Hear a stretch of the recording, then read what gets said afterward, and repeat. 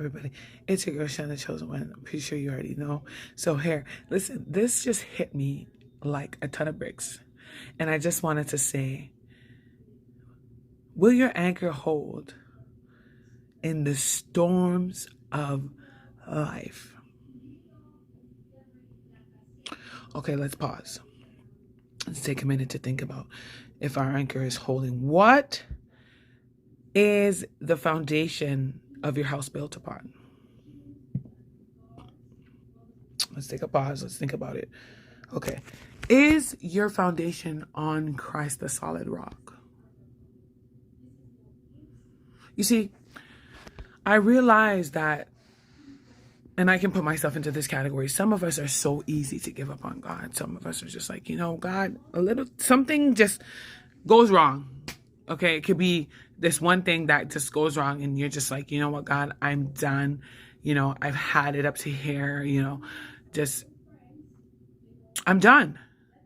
But there's also some people that have been going through the same thing or similar situations that you've been going through, and they are actually praising God through it. They are actually crying actual tears every night, saying that they cannot take this no more, but somehow spiritual strength is being restored.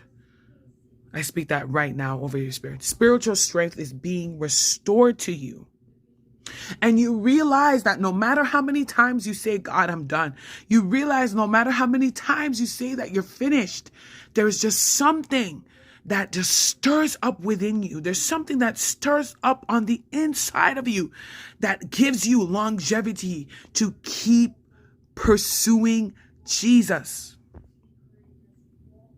Let me be clear. I have to be clear on here because sometimes we're not clear. We can say God, but that's not really God, the Jesus Christ of Nazareth. A lot of people call a lot of things God. So I have to say the name on here. I have to say Jesus. So God is saying that in this hour, he cannot allow you to give up on him. Why? Because of the simple fact that you can't give up whenever you say that you're going to. So if God can restore your strength, your spiritual strength in that hour that you feel that you want to give up, just imagine what else he can do for you. Just imagine what else God can do for you. There are so many things that will bombard us. There are so many things that will be presented to us that look amazing. They look great. Okay? But if you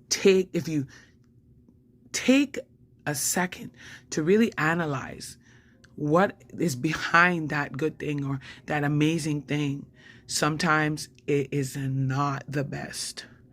It is not the best for you. It may look great, but sometimes it is not the best for you. So follow me. We're going back to the fact that you can't give up on God.